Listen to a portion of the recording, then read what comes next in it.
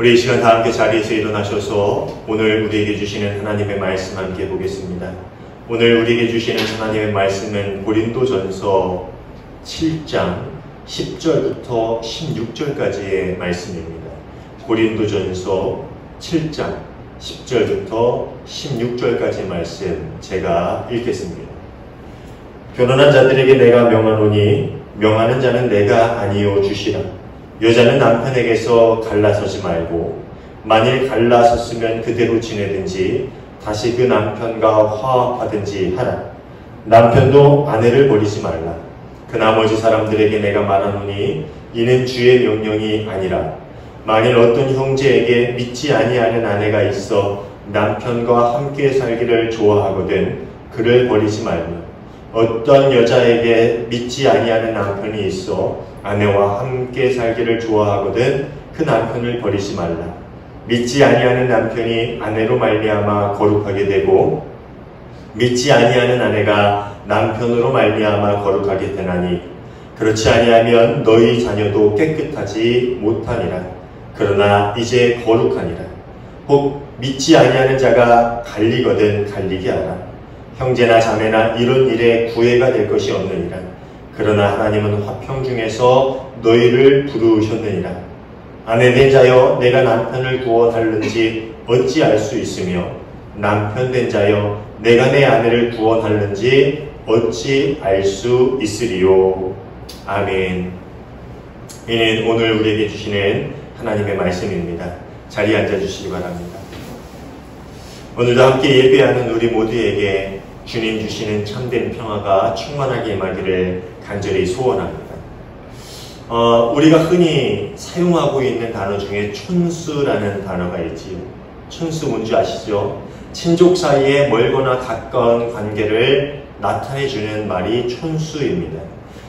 우리 흔히 쓰는 자주 익숙한 말 중에 삼촌이라는 호칭이 있지요. 이 삼촌, 부모의 형제 자매를 나타내주는 이 촌수가 삼촌이지요. 그리고 삼촌의 자녀들이 뭐예요? 사촌이지요.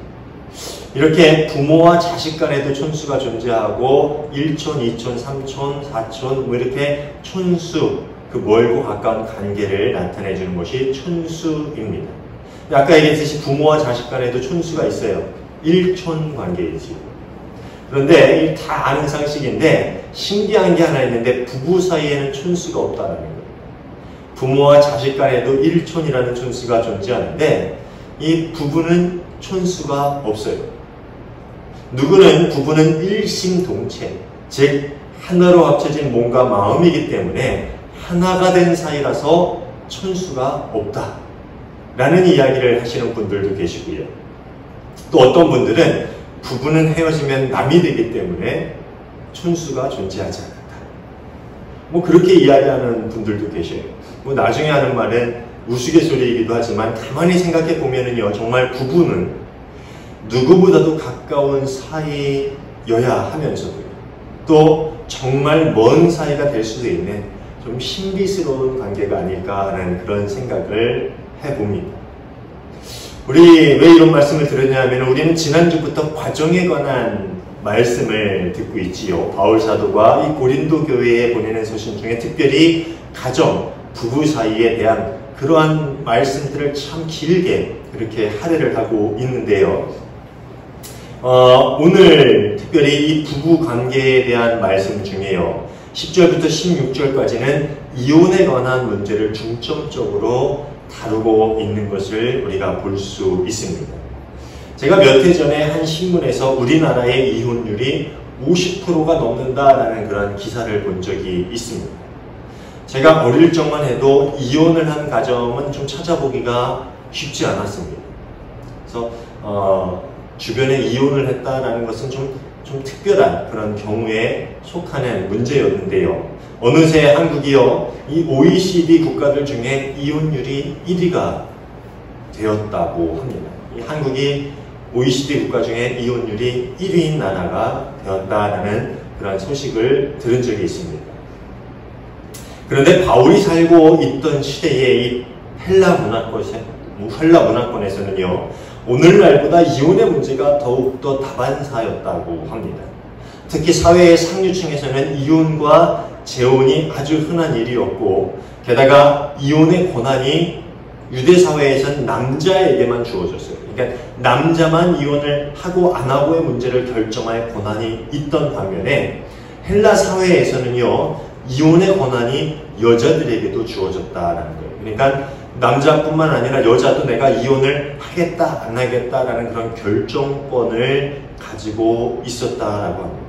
그러다 보니까 이 헬라 사회에서는 이혼하고 재혼하는 일이 아주 일상다반사였다라고 합니다. 우리가 예전에 보았던 이 사도행전 말씀에도 보면은요, 사도행전 25장에 아그리빠 2세가 등장을 하지요. 바울이 재판을 받는, 신문을 받는 그러한 장면인데요. 이 아그리빠 2세가 함께 등장한 여인이 있습니다.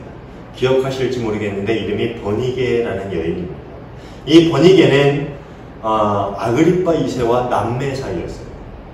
그런데 이 여러 차례, 이 버니게 개인적으로는요, 여러 차례 결혼과 이혼을 반복했던 여인이기도 하고요. 나중에는 결국 자신의 오빠인 아그리빠 2세와 거의 부부로서 함께 사는 그러한 삶을 사는 여자예요.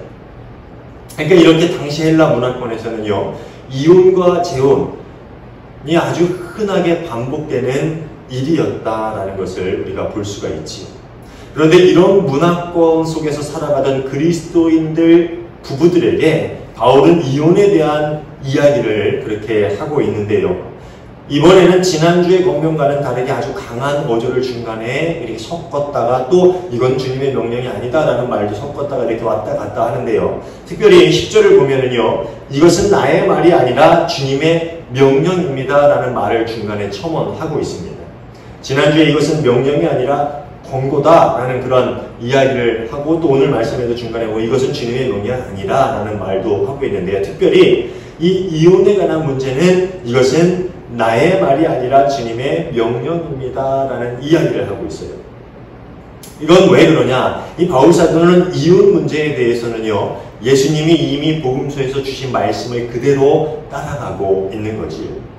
마가복음 10장 7절에서 9절을 보면은요, 예수님께서 이런 말씀을 하십니다. 남자는 부모를 떠나서 자기 아내와 합하여 둘이 한 몸이 된다. 따라서 그들은 이제 둘이 아니라 한 몸이다. 그러므로 하나님이 짝지어 주신 것을 사람이 갈라 놓아서는 안 된다. 그런데 이 마가복음에서 예수님께서 이런 말씀을 하신 것은 뭐냐 하면은 여자를 보호하기 위해서였어요. 제가 마가복음 강의에서도 잠깐 말씀을 드렸는데요. 이 예수님의 명령이 율법적으로 오늘날 우리에게 들려져서는 안 된다라는 거예요. 혹 여러분 가운데는 이혼을 한 그런 가정들도 있을 텐데 오늘의 말씀이 좀 불편하게 들리지 않기를 바랍니다. 이 예수님의 명령은 율법적으로 그것은 죄다 하면 안 돼, 그렇게 하면 범죄하는 거, 이 말씀이 아니라 이 유대의 제도권 아래에서 여자를 보호하기 위해서 주신 말씀이고 또 하나님의 창조적 원리를 따라 주신 말씀이다라는 거예요. 조금 전에도 말씀을 드렸듯이 유대 사회에서는 이혼이라는 것이 남자만 할 수 있는 권한이었어요. 남자만 모세의 증서, 모세의 율법에 따라 이혼 증서를 써주면은 이혼할 수 있는 그런 일이 이혼이었어요. 그러니까 이 유대 사회에서 여자가 부당하게 내쫓김 당하는 경우가 흔히 있었다라고 합니다. 그런데 그렇게 부당하게 이혼을 당하고 내쫓기게 되면은 그 이후에 그 여자의 삶은 상당히 힘들어지게 되지요. 먹고 사는 문제에서부터 사람들의 시선에 이르기까지 참 쉽지 않은 삶을 살아가게 됐습니다. 그렇기 때문에 예수님께서는 율법을 악용해서 하나님께서 맺어주신 부부간의 연합을 깨뜨렸던 유대인들에게 경고하기 위해서 이런 말씀을 주시는 거예요. 그러니까 절대 이혼하면 안 돼요. 너희가 그렇게 모세의 율법에 따라 증서를 써주면서 여인을 내쫓는데 그런 일은 하나님의 창조 질서를 위배하는 일이다. 그렇게 이 말씀으로 여자들의 삶을 보호해 주시고 또 그 율법을 악용하는 유대인들의 잘못을 지적하고 계신 것이죠. 그러니까 이것을 이거 내가 율법을 어겼다, 이게 율법적인 그런 문제로 불편하게 들으실 필요는 없다라는 거예요.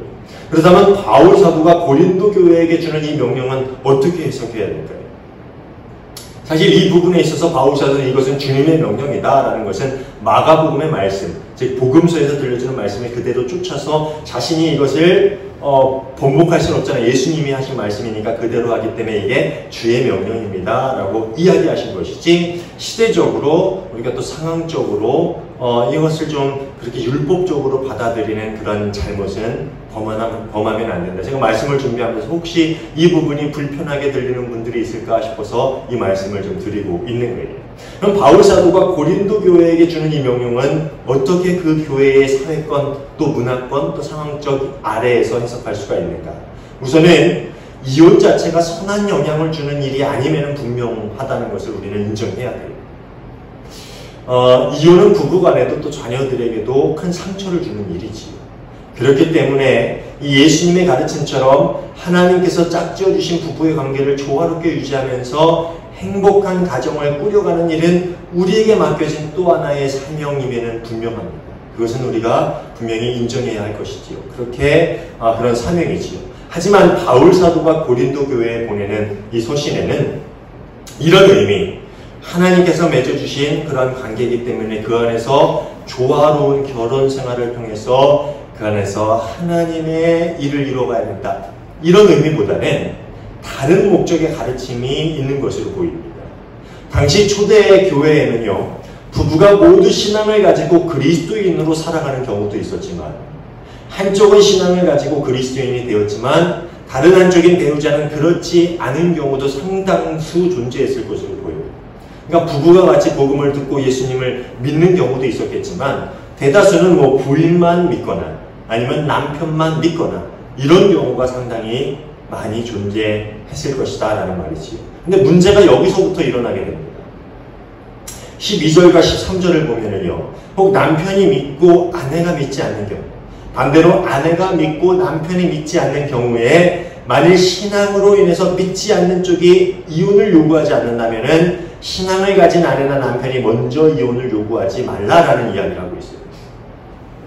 무슨 말이냐면은 내가 먼저, 남자인 경우에 내가 먼저 복음을 듣고 신앙을 가졌을 경우에 부인이 믿지 않는다고 해서 이혼을 요구하지 말라라는 거예요. 그쪽에서 먼저 이혼을 요구한다면 모를까? 먼저 이혼을 요구하지 말라는 거예요. 왜냐? 그 신앙적인 문제로 내가 믿는데 네가 믿지 않기 때문에 이혼해야 된다, 이런 요구를 하지 말라라는 거예요. 당시 고린도 교회 성도들은 불신자와의 결혼은 금지시켰어요. 이것은 금기시돼야 되는 문제고요. 또 결혼은 그리스도인들끼리만 해야 된다라는 생각을 가지고 있었습니다.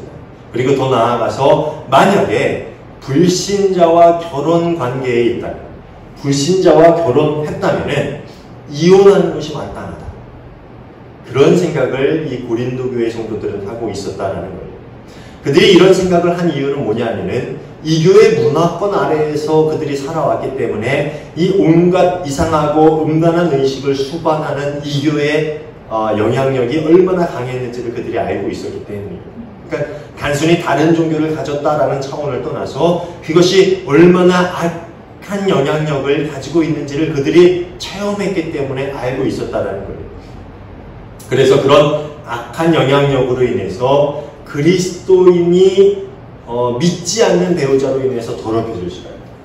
그러니까 나는 믿는데 믿지 않는 배우자 때문에 나의 신앙이 더럽혀질 수 있다라는 그런 염려를 했기 때문에 믿지 않는 배우자와는 헤어지는 것이 마땅하다라는 그러한 가르침을 주었고 그런 생각을 해왔다라는 것이지. 그들의 염려를 가만히 보면 좀 그럴듯해 보여요. 온갖 우상을 섬겨왔고 또 여전히 음란한 의식을 행하고 있는 이교를 따르는 배우자와 함께 산다라는 것이 쉬운 문제는 아니지요. 그리스도인이 된 후에 신앙이 같지 않는 배우자와는 삶의 가치관이 달라질 수밖에 없습니다. 그렇죠? 이 세상적인 가치관을 따르지 않고 하나님 나라를 추구하는 신앙인이 되었다면 이 가치관의 문제에 있어서 분명히 갈등이 생기게 되고요. 또 삶의 방식도 달라질 수밖에 없습니다.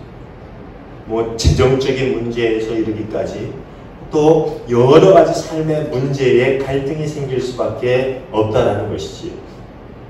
그렇기 때문에 한 가정을 이루고 살면서 얼마나 어려운 일이 많이 생겼겠습니까?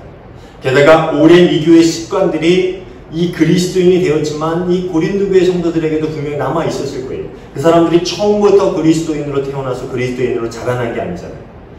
이 교회의 영향권 아래에 있다가 복음을 듣고 하나님의 감동하심으로 그들이 그리스도인이 되었잖아요. 그러니까 그들이 이 삶의 습관 중에 이 교회의 영향이 여전히 남아 있었을 거라고요. 그러니까 배우자의 영향 때문에 내가 자칫하면 다시 죄의 자리로 들어가지 않을까. 그런 일이 있지는 않을까. 그리스도인으로서의 거룩함을 잃지는 않을까. 그런 염려가 분명히 성도들 안에 자리 잡고 있었다라는 것이지. 그런 관점에서 보면은 이 고린도 교회 성도들의 극단적인 선택도 어느 정도는 이해할 수 있는 그러한 모습입니다. 하지만 바울 사도의 관점은 조금 달랐어요. 아니 완전히 달랐죠. 14절 앞부분을 한번 볼까요? 믿지 않는 남편은 그의 아내로 말미암아 거룩해지고 믿지 않는 아내는 그 남편으로 말미암아 거룩해졌습니다. 이 바울 사도는 고린도 교회 성도들이 염려하는 문제를 정반대의 시각에서 보았습니다. 이교를 따르는 배우자의 영향으로, 이 세상적인 가치관을 따르는 배우자의 영향으로 그리스도를 따르는 자신들까지 타락하지는 않을까라는 그런 고린도 교회의 교인들과의 이 교인들이 염려하는 정반대의 생각을 하고 있었다는 거예요. 오히려 그리스도를 따르는 배우자의 영향력이 이교를 따르는 남편이나 아내를 거룩하게 만들 수 있다. 그리고 그렇게 만들어 왔다라고 바울 사도는 그렇게 단호하게 이야기하고 있는 거예요. 이 신약학자인 톰 라이트는요, 이 부분에 있어서 비유를 들고 있는데 아주 재밌는 비유를 들고 있어요. 치유 사건에서 예수님이 나병 환자를 비롯한 여러 부정한 사람을 만지셨잖아요. 그런데 그들의 질병에 감염된 것이 아니라 오히려 그들을 하나님의 새 생명으로 감염시켰다. 그래서 이 바울은 거룩이 부정함보다 더 강력하다라고 믿었다. 그 이야기를 하고 있습니다. 참 재미있는 비유지요. 당시 많은 유대인들은요, 나병 환자라는 것은요, 나에게 병을 감염시킬 수 있는 사람으로 여겨왔어요. 실제로 나병이 감염되는 전염병이기도 하고요. 그렇기 때문에 그들을 동네 밖으로 내쫓고 사람들 곁으로 오지 못하게 그들만 모여서 살게 그렇게 만들었죠. 뿐만 아니라 혈류병 같은 전염되지 않는 병에 걸린 사람들, 심지어 장애를 가진 사람들조차 접촉하려 하지 않았는데 그 이유가 뭐냐? 나의 거룩함이 부정해질까? 두려웠기 때문입니다. 좀 엉뚱한 생각인데요. 그 사람들을 만짐으로 나의 거룩함이 훼손된다 라는 그러한 생각을 가지고 있었기 때문에 그 사람들을 접촉하지 않고 사람들이 모이는 무리 속으로 들어오지 못하게 막았다는 거죠. 그런데 예수님은요, 그들을 만났을 때 다른 모습을 보여주십니다. 사실 예수님은 말씀만으로 병을 고치실 수 있는 분이죠. 내 병이 낫다라고 하면 낫는 거잖아요. 그런데 굳이 그들을 손으로 얻어만져 주셨어요.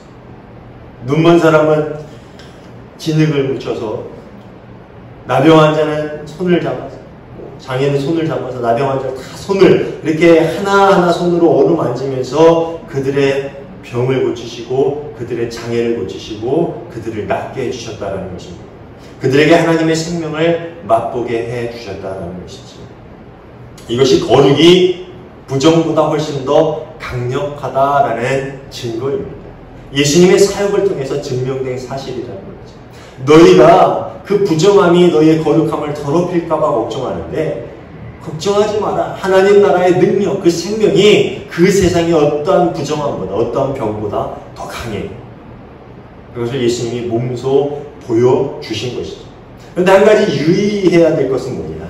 14절에서 말하는 거룩하게 되었다라는 그 말의 의미는요, 어떤 제의적인 의식을 통해서, 예식을 통해서 신비적인 힘이 임했다라는 뜻을 가진 것은 아니에요. 그렇게 생각하시면 안 돼요. 뭐 성찬식이, 우리가 성찬식을 함으로 우리에게 어떤 능력이 다 임했다라는 게 아니고, 믿는 남편이 혹은 아내가 말씀을 전하고 말씀을 따라 사는 모습, 그 거룩함을 삶 가운데 가는 모습으로 믿지 않는 남편이나 아내가 복음이 무엇인지를 깨닫게 되고 그리스도의 믿음 안으로 들어오게 되는 것, 이것이 거룩하게 된다라는 말의 의미라는 거예요.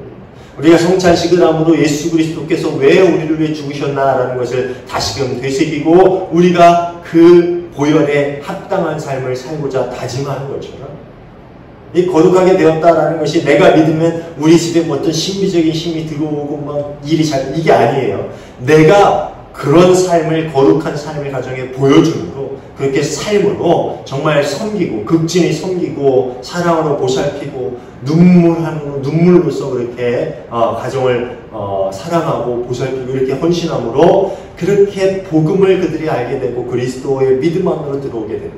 이게 거룩하다라는 말의 의미예요. 제가 이 말을 굳이 하는 이유는 우리가 단순히 내가 믿었다, 기도한다 만으로 우리 가정이 변화될 것이다 라는 그런 착각을 하지 말라는 거죠. 어쨌든요, 이 바울 사도는 배우자가 그리스도를 믿지 않고 이교의 풍습에 따라 행하고 세상적인 가치관을 따라 산다고 이혼하지 마라. 오히려 너희의 믿음이, 너희의 거룩함이 배우자에게 전해지고 그 거룩함을 물들게 해라. 거룩은 부정한 어떤 것보다 강하다라는 그런 이야기를 하고 있는 것이죠. 14절의 후반부를 보면요, 이 바울 사도는 자녀들에 관한 이야기도 하나 덧붙이고 있는데요. 그렇지 않으면 그들의 자녀도 깨끗하지 못할 것인데 그들은 이제 거룩합니다. 뭐예요? 이혼하지 말고 이 남편이 아내로 말미암아 거룩해지고 아내가 남편으로 말미암아 거룩해지니까 자녀들도 이제 거룩해졌다라는 거죠. 그 거룩이 남편을 통해서 자녀들에게까지, 아내와 더불어 자녀들에게까지 물들고 영향력을 미치고 그 가정이 이제 거룩해졌다. 그 이야기를 하고 있는 거예요. 근데 이 부분을요, 현대어 성경, 좀 의역을 많이 한 성경이긴 한데요, 이 현대어 성경이 참 재밌게 번역을 하는데요, 이렇게 번역합니다. 그렇지 않고 가족이 뿔뿔이 헤어진다면 그 자녀들마저 주님을 알 수 있는 기회를 잃고 맙니다. 의역이 좀 심하죠. 근데 본연의 뜻에서 크게 벗어나지 않으면서 더욱더 강력한 메시지를 주고 있어요. 그러니까 너희가 신앙적인 문제로 이혼을 한다면 그 자녀들 또한 복음을 들을 기회, 주님의 자녀가 될 기회를 잃고 마는 것이 아니겠냐. 그렇게 해석하고 있는 거죠.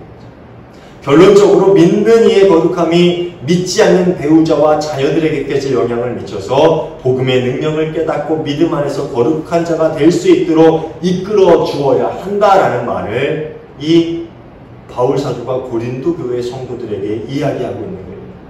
아까 이야기했듯이 이 고린도 교회 성도들이 가지고 있는 잘못된 생각, 이교, 이 남편이 이교를 믿으면 이혼해야지, 아내가 여전히 세상적인 그런 종교를 믿고 세상적인 가치관을 살고 있어, 이혼해야지. 이게 아니라 너희가 그 거룩함을 따라 살고 너희가 믿은 대로 행하고 너희가 정말 예수 그리스도의 섬김을 본받아서 그 거룩함이 남편에게, 아내에게, 자녀에게까지 물들고 그들의 삶을 변화시켜야 되지 않겠냐. 왜 이혼하려고 그래요? 뭐 그 이야기를 바울 사도가 하고 있는 것이지. 실상 현실은 말처럼 쉽지 않아요. 하지만 이것이 그리스도인이 부여받은 선교적 사명의 삶이라는 것은 분명하지. 먼저 믿음의 자리에 들어온 이들이 가정에서 거룩한 영향력을 끼치고 그렇게 한 사람으로부터 행해진 거룩이 배우자에게 그리고 자녀들에게 전해져서 우리의 가정에서 하나님의 뜻을 이루는 것을, 하나님의 나라가 이루어지는 것을 볼 수 있다면 그만큼 귀하고 값진 사명이 또 어디 있겠어요? 오늘날 우리에게 주어진 사명이 그것이 아니겠습니까?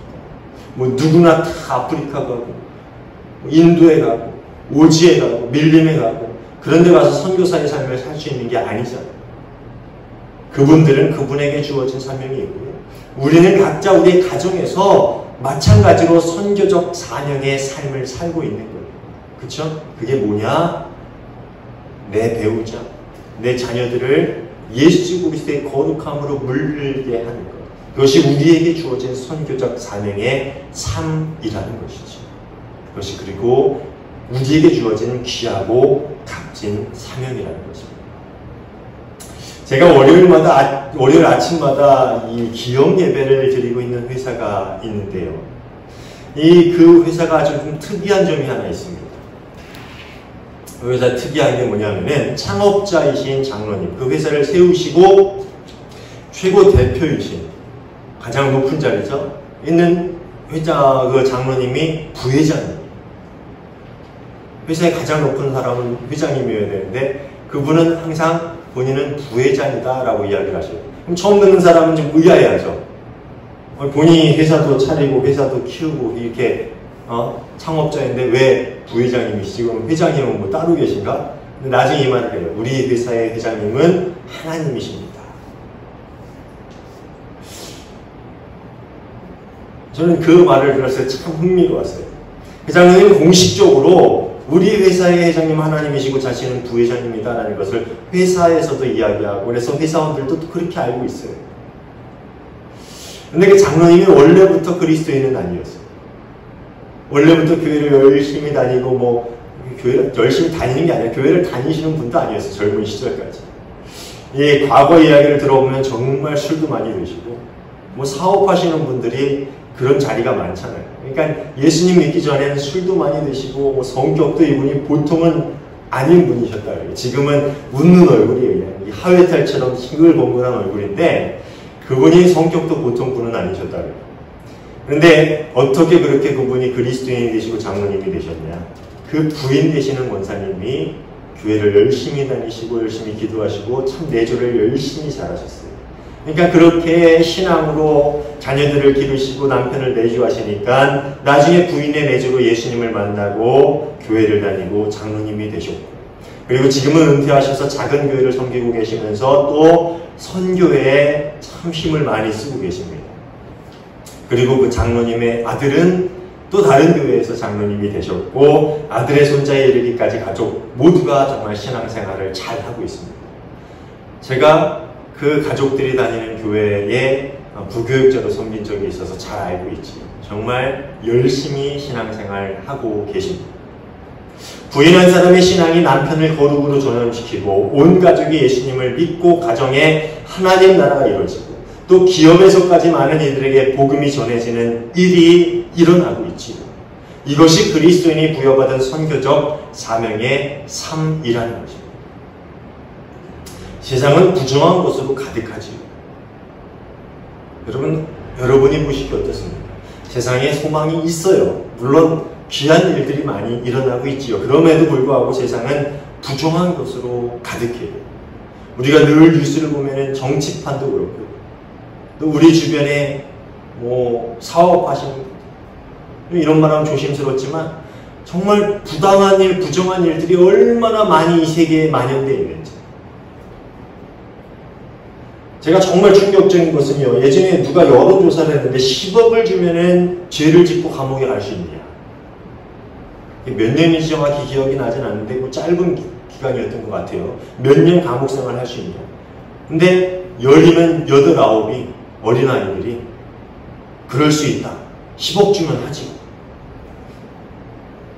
여러분은 어때요? 우리 제일 젊은 청년 10억 주면 2년 감옥 갈 수 있습니까? 죄 짓고? 그렇죠. 안 가야죠. 그런 일은 없어요. 근데 세상이 지금 관념이 이래요. 부정이 가득한 세상을 살아가고 있다는 거죠. 옛날 고린도나 지금 우리가 살아가고 있는 이 세상이나 마찬가지예요. 그 당시도 그랬고 지금도 그래요. 그래서 예수님은 제자들을 세상에 파송하시면서 양을 이리 가운데로 보냄 같다라고 말씀하셨는지도 모릅니다. 그렇지만 예수님은 알고 계셨어요. 그 양을 이리가 가득한 세상으로 보내시면서 보내시는 이유가 있었겠지. 왜 그랬냐? 거룩은 세상에 어떤 부정함, 어떤 악한 세력도 능히 이길 수 있고 그들을 오히려 거룩으로 물들일 수 있다라는 것을 예수님은 알고 계셨고 그것을 보여주시기 때문에 그 악한 세상 가운데 이리떼가 가득한 세상 가운데로 그 순전한 양을 보내주신 것입니다. 가서 죽으라고 보낸 게 아니에요. 아니, 죽으라고 보냈죠. 죽으면서 그 거룩함을 세상에 물들일 수 있고 그 거룩함이 세상을 능히 이길 수 있고 그걸 아시니까 세상에 보내신 거죠. 사랑하는 여러분, 세상의 부정함 가운데 살아가던 우리를 예수님께서 당신의 보혈로 씻어주시고 의롭다 여겨주셨어요. 우리 또한 세상의 부정함 가운데 살아가던 부정한 사람이었어요. 그런데 예수님께서 보혈로 심을 성찬시켰듯이 이렇게 보혈로 씻어주시고 너희는 이제 나의 자녀가 되었어. 너희는 의로운 사람이야 라고 이야기해 주셨어요. 그래서 우리 안에는 주님의 거룩함이 있습니다. 지금 여러분 안에는 주님의 거룩함이 있어요. 그 거룩함으로 여러분의 배우자와 자녀 그리고 여러분이 속한 모든 그 세상을 물들일 수 있기를 간절히 소원합니다. 그래서 가정을 하나님의 나라, 더 나아가 여러분이 속한 모든 곳, 학교든 회사든 어느 곳이든 여러분이 속한 자리를 하나님의 나라로 만들어 갈 수 있는 저와 여러분 모두가 되시기를 주님의 이름으로 축원합니다. 기도하겠습니다. 하나님 감사합니다. 여전히 세상의 부정함 가운데 살아가는 저희를 자녀로 택해 주시고 저희 안에 거룩함을 허락해 주심에 감사를 드립니다. 이제 그 거룩함을 가지고 세상에 나아가 또 우리 가정으로 돌아가 우리의 가정을 거룩한 하나님의 나라로 만들기를 소원합니다. 우리가 다니는 학교를 거룩한 하나님의 나라로 만들기를 소원합니다. 우리가 일하고 있는 회사, 직장 그리고 우리가 속해 있는 모든 것들을 하나님의 거룩함으로 물들여 하나님의 나라로 만들어 갈 수 있는 저희가 되게 하여 주시옵소서. 오늘 말씀을 기억하면서 혹여나 이 말씀이 상처가 되지 않게 하여 주시옵고 오히려 우리 안에 있는 거룩함으로 우리가 회개하고 돌이키고 주님의 거룩함을 모두에게 전할 수 있는 복된 인생으로 거듭날 수 있는 저희 모두가 되게 하여 주시옵소서. 함께 하심을 믿고 감사하며 예수님 이름으로 기도하옵나이다. 아멘.